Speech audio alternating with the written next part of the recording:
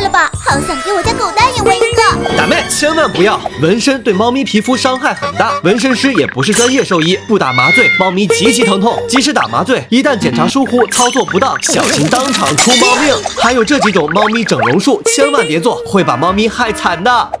米奇耳，很多无良商家打着让猫呆萌可爱的旗号，把猫耳朵剪成圆圆的，导致猫咪无法通过声音判断方位。想象一下，如果把你自己的耳朵剪成圆形，会有多残忍？割双眼皮，可别把人类审美套在猫咪身上，弄什么欧式大双，做完烂眼睛可受罪了。你们自己臭美就好了，别来沾边。去甲术，有的铲屎官为了不让猫乱抓乱挠，图省事，去将猫爪第一节切除，相当于给人砍掉一节手指，猫咪会终身残疾，每走一步都疼痛难忍。